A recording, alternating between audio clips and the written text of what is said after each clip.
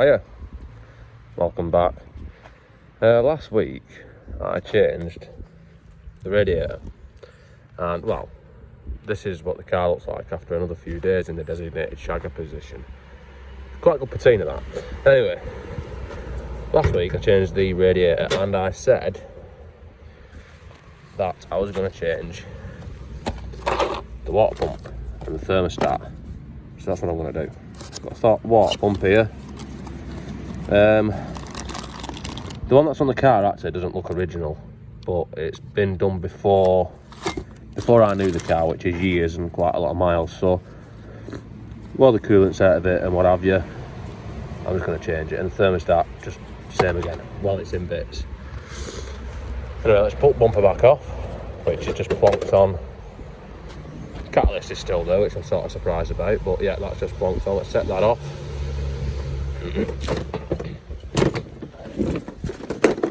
Carefully, and then we can get to our water pump.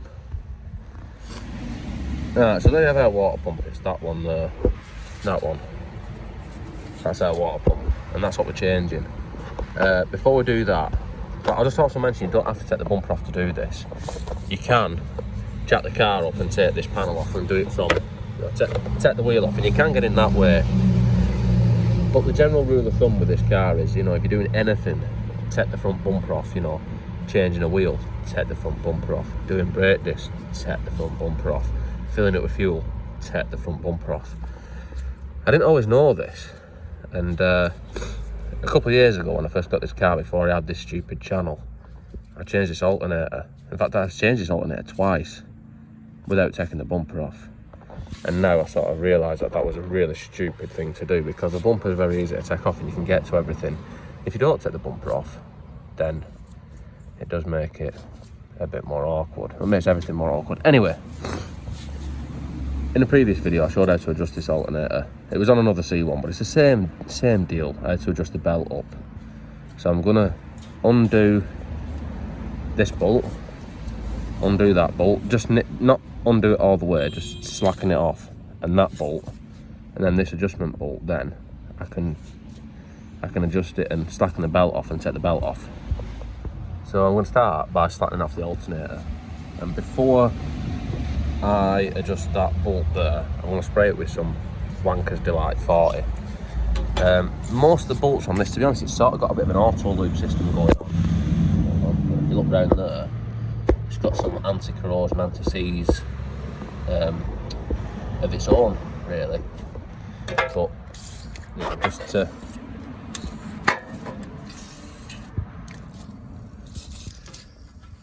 sort of make sure, we'll put a bit of WD on the bolt. And then it's a 12mm, so slacken this one off.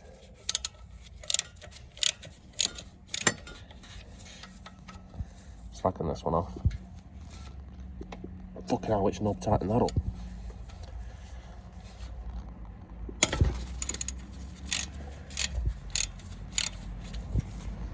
And the top one, which is bigger, just for fun. So the top one's a 14.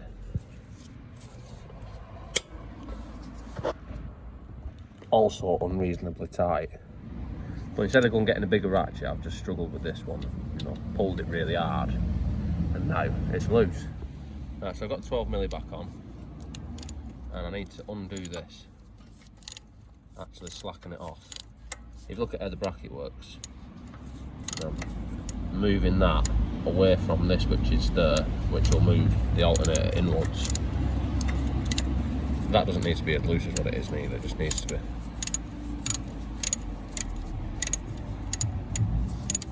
Enough so that can move.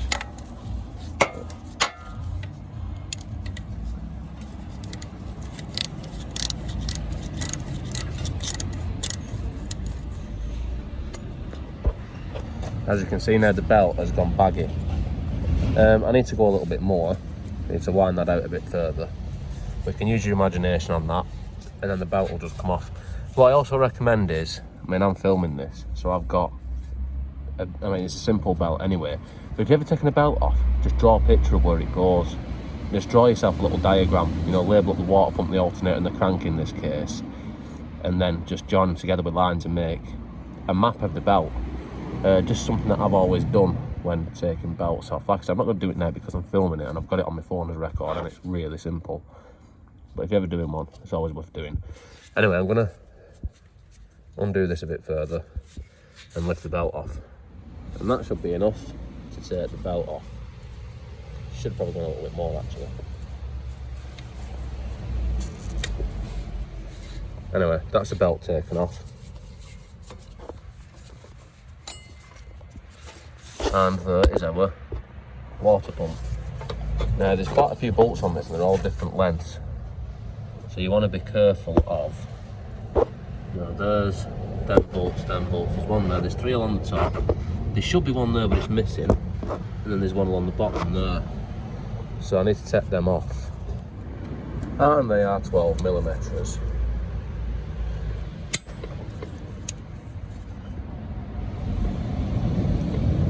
And that's pretty tight. Also, just point out, if you've got aircon, there's the brackets where the aircon pump would go, so it'd be sat underneath here. Anyway, I'm going to undo all these bolts because I need 2 hands for that to stop it from twisting and snapping, because it does feel a little bit flexy, that bolt, to be honest with you. And now I have cracked off all the bolts. As you can see, the vehicle is now urinating on the pavement. So I'll take all the bolts out, apart from the one that's already out before I even started.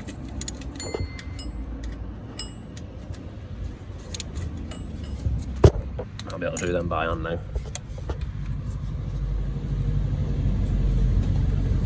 Nah, fucking hell.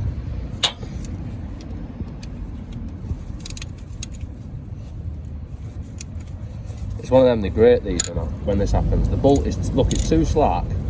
It's too slack to do the ratchet. That's alright, it's slack enough to do by hand now.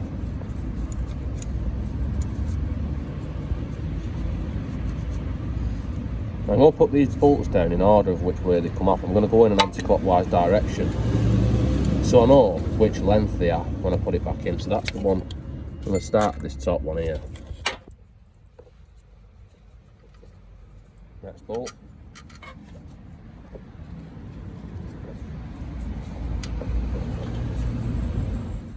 And the next one's short.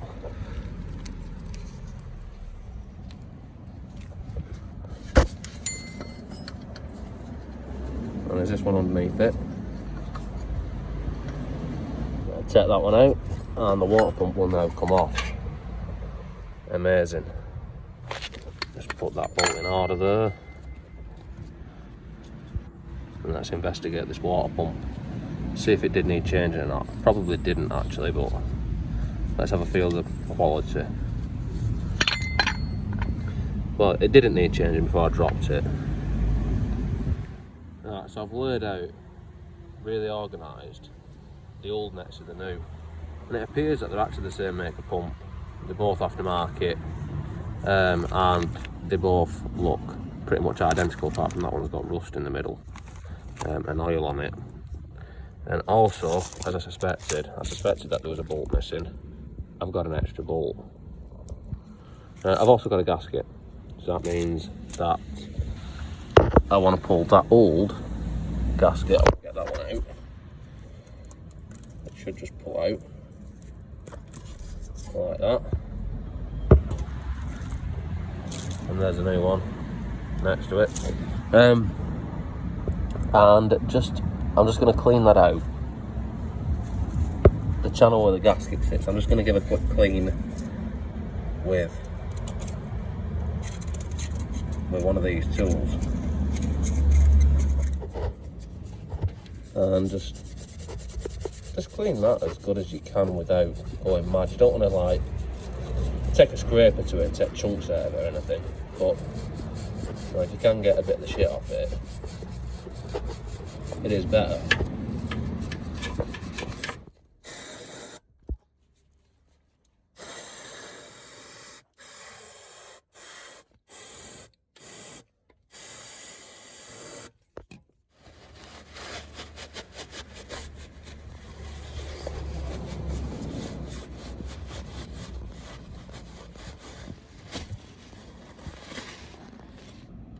Now in theory that should be clean enough to fit the new pump. So here's the new gasket which fits into the slot, as most good things do.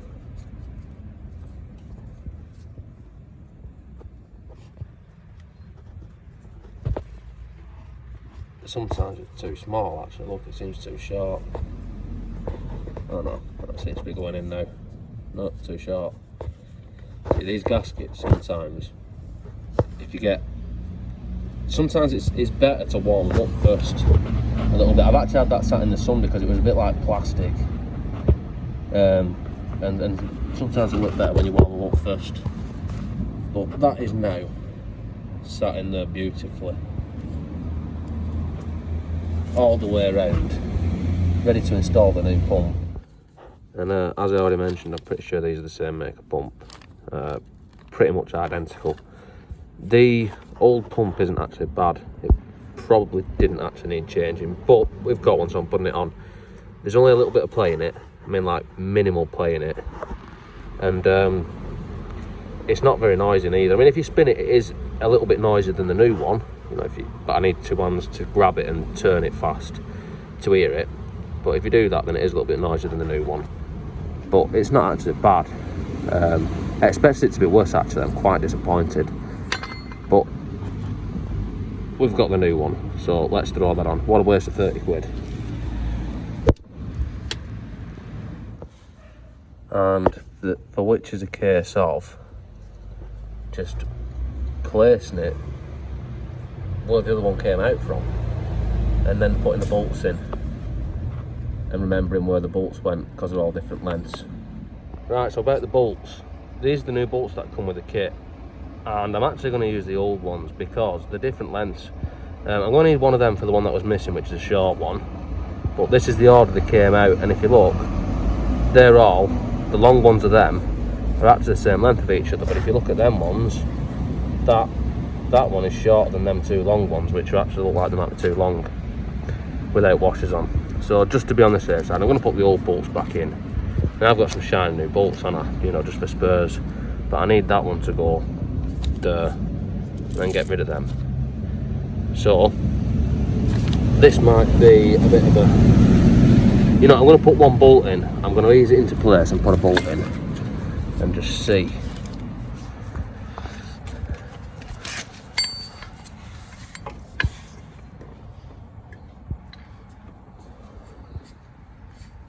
If I can do this all with one hand.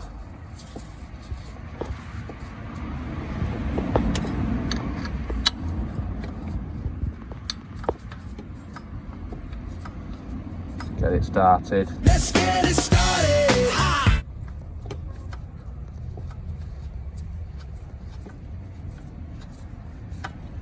So I've took one of the short bolts and put it in the one that was missing on mine, because that is obviously a short bolt.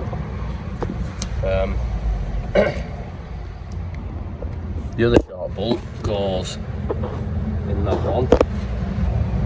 This one,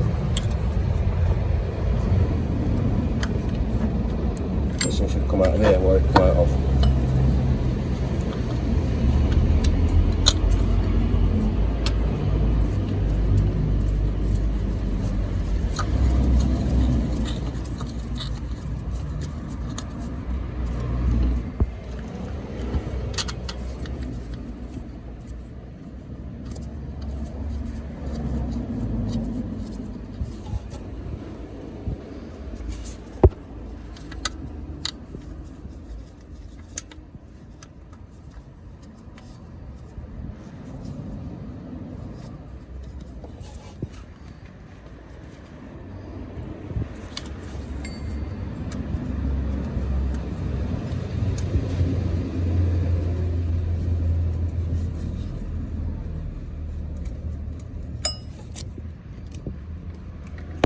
And then the last one underneath,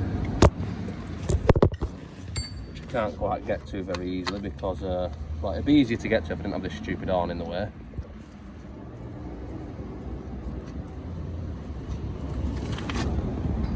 And then just evenly tighten them all the way around.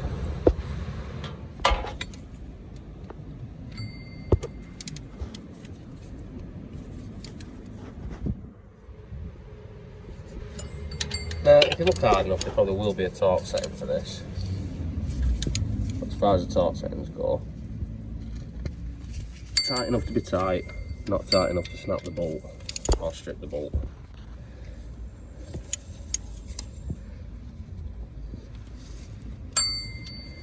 Because we love know all about snap bolts, don't we? Remnants of the last struggle.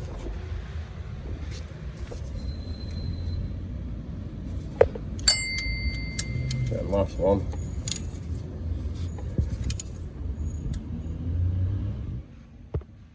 So the new pump is now tightened up in place, and the leaves are falling, which is a sign of fucking things to come in it this time of year. It's red hot today actually, but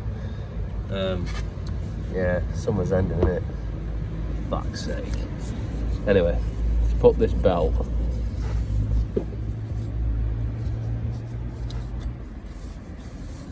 back on. Well, that's not right, is it? See, I should have drawn a picture.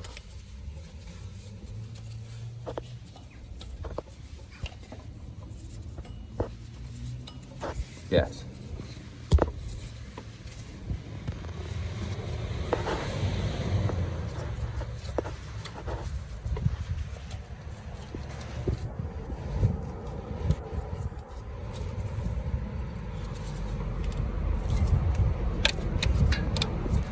I should have, fuck's sake, I should have probably slackened off the alternator a little bit more before I tried to put it back on. But put the belt back on, make sure all the serpentine grooves sit into the teeth on the pulleys, and then tighten the alternator back up, which I have shown in another video, but you'll be able to see it better in this one, to be honest with you. Tighten this back up.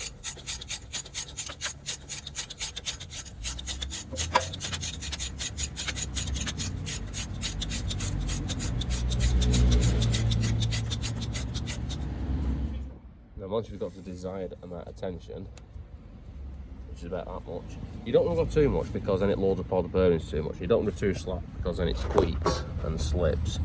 Once you've got the desired tension, you have to tighten everything up that you loosened off. So this one.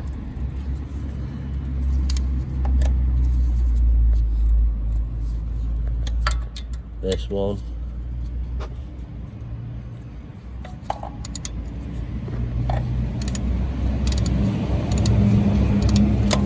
Yes.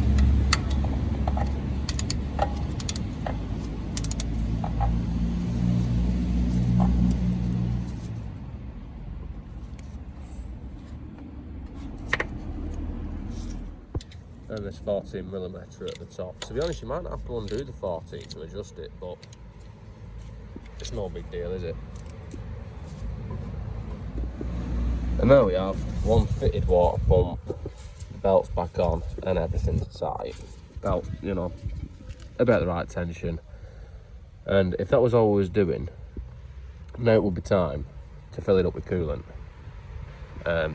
Which I haven't actually got any yet. I need to pick some up, but it'd be time to fill it up with coolant, you know, put the bumper back on and all that. But we have got one of these to fit, which means we're not finished yet. Thermostat is, I don't know if you can see that, but there is 2 bolts and a little plastic housing there, and that is the thermostat housing. So they're 10mm bolts which need unbolting, pull it off. Once again, this car, apart from when it runs out of water, doesn't overheat or anything, so this is probably just a waste of money. Coolant's out and throwing it in. So 10mm bolts need a ratchet, which will look something like this. Now if you want to see what you're doing better, then you can take off these other hoses and what have you, which are sort of in the way, but I'm pretty sure I can work around these. Not the end of the world. So I've got 2 10mm to take out, one on each side. There's one of them, and there's the other one. And admittedly this would have been a lot easier to do when the radiator wasn't in the way, to be honest with you, but I didn't have the forethought for that.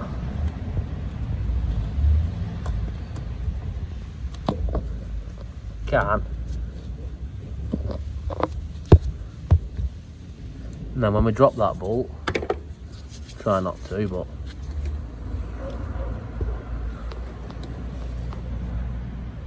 there's two. And the thermostat should be just, well, it is just there. And now it's on the floor. Actually, it's not, it's stuck in the fan, which is even better.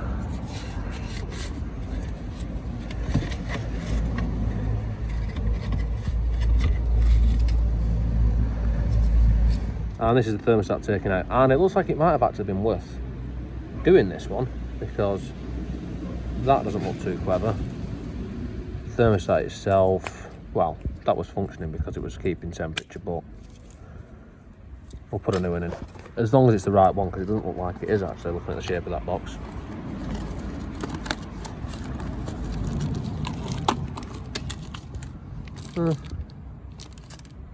Yep. Right, so this is a new thermostat which is going to go in, and I don't know if you saw when it comes out, but this side here goes into the engine. But to be honest, you'd have a job fitting it the wrong way, because that's the pipe which comes off the engine. It wouldn't.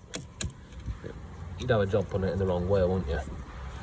So let's put this rubber seal back round it, like so, and then that sits nicely into there.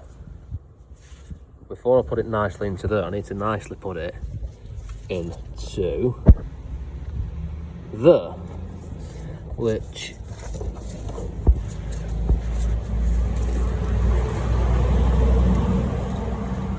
is something like that. Make sure the rubber stays on it, which looks like somebody hasn't done in the past, which is why it had ripped it all up.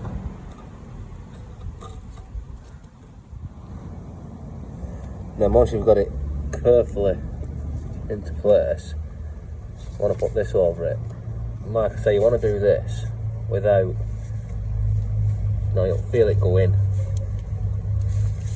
without actually, sort of, how do I explain? The rubber needs to seat, as I showed you a minute ago, into the outer housing, but you've got to put it into the inner housing first, sort of thing, to make it sure it lines up. Or you can pull the outer housing out a little bit, which is what I'm going to do. I'm going to pull that out a little bit and then insert it and then put it back in, but I can't.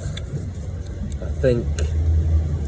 don't think I can do that with one hand, but I'm going to try while filming the wrong thing. Right, so that fits into there, it slots in and then falls out. Yeah, I'm going to need both hands for this, but you can see where I'm going with it. Right, so it's hard to see and hard to do on the camera, but basically you've got to put the thermostat into the engine and then meet this up to it, and then pull it away a little bit, get your fingers behind it, stick the thermostat so it's into the plastic housing, and then push it all back together and make sure the thermostat doesn't fall out of the lip that it's in. Otherwise, you'll end up with that situation, which I'm surprised that didn't leak previously. But that is where we're up to now. So it's all butted up. Let me get the phone stuck down there so you can actually see. It's up to the engine and the thermostat's in. I just need to put the bolts back in. And then once the bolts are in, it's just a simple case of simply tightening the bolts up in a simple manner, which isn't like this, as you can see. Yes. Anyway, I'm going to knit them bolts up and then we're pretty much ready to put some coolant in. Right, so everything's tightened up. I'm just ready to add some coolant. Now I've got some long life red, which is what's recommended according to my auto parts supplier. I'm just going to fill it up to the top without spilling any at all. So that is nice and full. Well, stopping periodically to check for leaks. I mean, there is water dripping or coolant dripping, but it's just what I've spilled. Anyway, this is more or less a self-bleeding system. Actually, there's no. A lot of cars you have little, vents to take out to let the air out and let the coolant, fill the pipes up. But this, because this is the highest point, it's pretty much a self-bleeding system. But we do need to run it, so I'll go and get some. We'll get some performance on the go and get that engine cranking. Yes. So it appears that the thermostat housing is actually leaking, so I'm going to have to take that off again. And what I should have done in the first place was, I should have taken the hoses off out of the way, to be honest with you. And I didn't, and the reason why I didn't is because I didn't have any pliers on me to do it. It meant going getting them, which I was trying to avoid doing. And there's some coolant going to be lost now. But it's okay, I mean, I've just paid good money for that. I'm going to take this pipe off at this end, same thing. Possibly take this one off so I can get to it all properly. Right, so I'm going to take the thermostat back off and we'll get a better view of it this time. And to be honest, this is what I should have done the first time. I should have taken these pipes out of the way. But like I said, I didn't have the correct pliers at my disposal without walking, you know, like 20 yards to go and get them. So I didn't. I just struggled instead. And now, regretfully, it's caused probably to fuck it up. Now let's take it off and see what the damage is.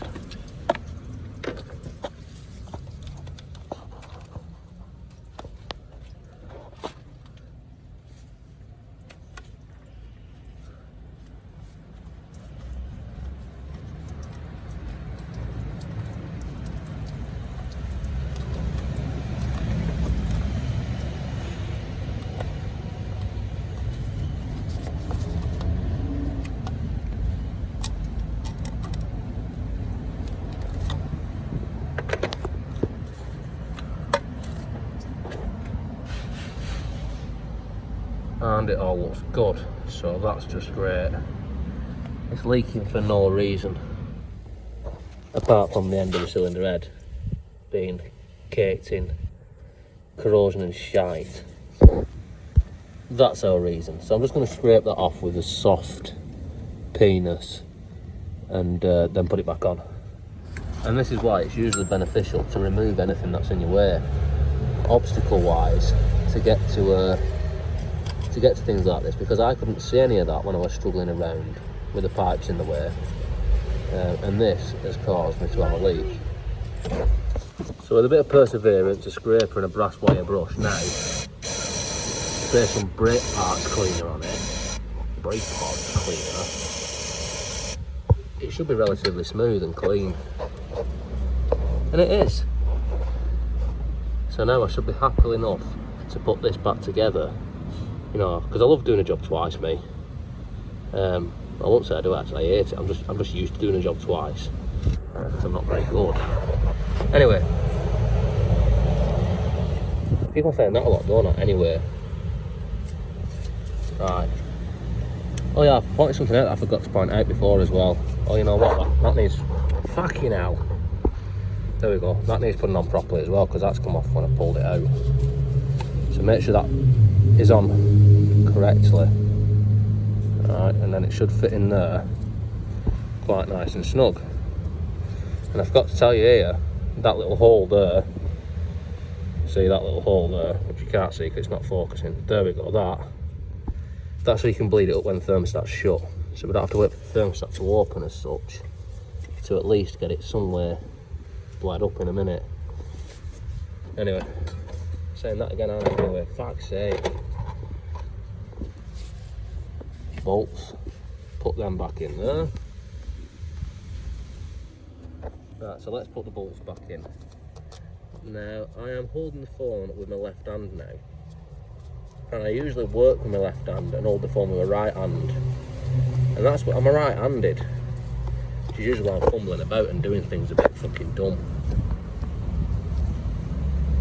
But if this is all wobbly now and you can't see what's going on, it's because I'm holding the phone with my left hand.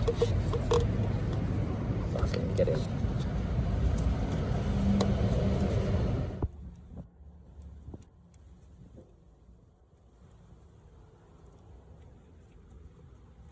So once you've put the bolts back in for a second time, it's now time to tighten them up again for a second time. Like so. Now there will be a torque setting for this as well, which I also don't have.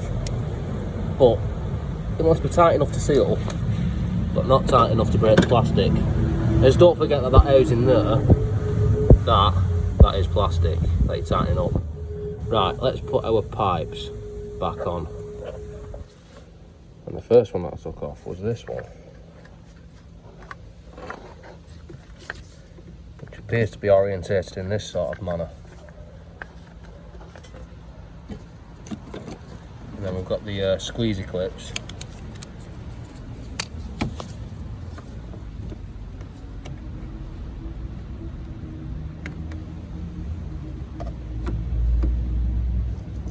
And then the same again for this shitter.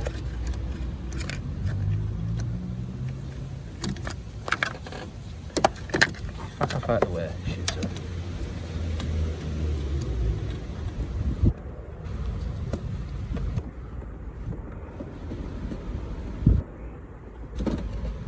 Yes. Needs pushing at the same time, but yeah, you know where that goes. So that clip goes all the way to the end where it came from, and then the same for this one.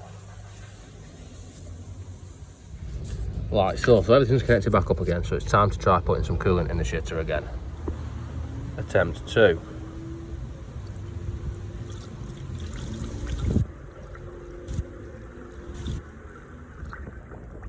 Yes.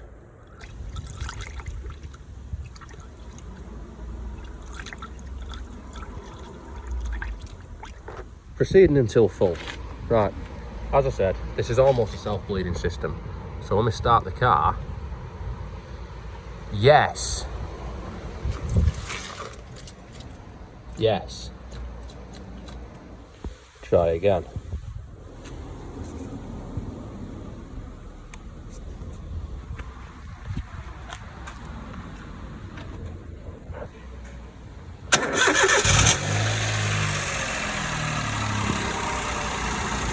And just top up as required.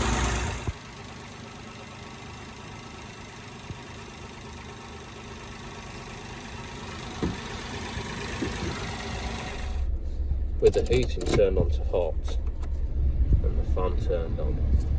I'm just running it without the cap on to clear any bubbles. I've just topped it up and spilled coolant everywhere.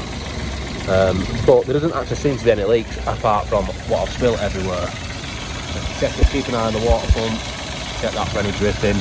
There hasn't been any yet, so I hope it will be. And the thermostat stopped dripping as well. Like I said, there's just coolant everywhere. I've just spilled everywhere. So now I'm going to run it up until the thermostat opens, just keeping an eye on it, and then, well, we'll top this up after as well, but I'll wait until it's up to temperature and bled before that. So now the heaters are running nice and hot, and I'm not getting any more bubbles out of there no matter what I do, so I'll put the lid back on. So now it's just a waiting game. I'm waiting for the thermostat to open, and it should open at 80 degrees. Now on there, that's the hood, that's on 66 degrees. It doesn't look like it's backwards because it reflects on the window, but it's at 66. And when it gets to 80, the radiator should start getting warm. And it's not doing yet, which is a good sign. It means the thermostat is working. Well, it's not opening before it should open, but the radiator's nice and cold. So I need to wait for it to get up to 80 degrees, for it to be fully circulated, fully bled up. Now carry on running it until the fan comes on, basically. And then, once we know that's done, we'll top that shitter up, and we'll put the bumper back on. And then we're ready to drive happily. And amazingly, at bang on 80, I mean we're on 82 now, but at bang on 80 degrees, the radiator started getting hot. That is working just perfectly. Right, everything seems to be working as it should be doing. The temperature is settling at around 80, 81 degrees. It says 80 degrees on the side of the thermostat, so that sounds like it's about right. It used to be 86, it used to stay at about 86. So anyway, it's settled down. It's been running for a while actually. I'm waiting for the fan to come on. It didn't seem to be getting any hotter yet though. So I'll just chop this up to the maximum.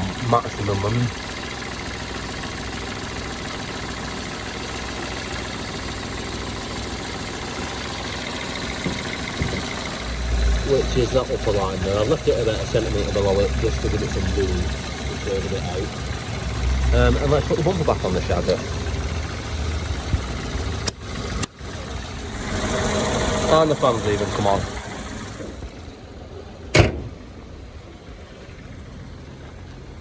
And there she is. Back to the former glory.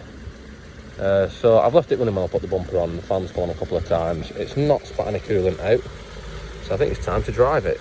And I'm doing that now. I've missed the power of this thing. It's just exhilarating to drive. Temperature staying around about 80 degrees, so that's, you know, 6 or so degrees colder than what it was. Sometimes it does dip. You know, if you get up some speed and what have you, it does dip a little bit to like 76 or something like that, but soon comes back up. So it's actually not as good as it was. It's not as stable, but it'll do. But it seems to be behaving itself. It's not, you know, it's not steaming out a bonnet or anything, so that can all be a good sign. It doesn't seem to have thrown any water out yet, but we'll have a look at that when we park up. Yes. And look, even had it washed. Let's have a look what's going on under here. It's been parked up for a little bit now, so the temperature's creeping up a bit. It's at 90 degrees. So I'm just waiting for the fan. The fan does come on, and I've already checked that. Not greeted by a geyser, which is probably a good sign. Everything doesn't seem too hard or anything, seems okay. So yeah, that seems to be successful. Like I said, the temperature isn't quite as stable as what it was before, so it sort of made it worse a little bit, but at least, you know, it's not going to overheat now, is it? Well, hopefully not going to overheat. Everything's back on, all back together, and it's driving again. Must say I've missed this piece of shit. It's I've not had it for a couple of weeks, so it's good to have it back. Anyway, see you next time.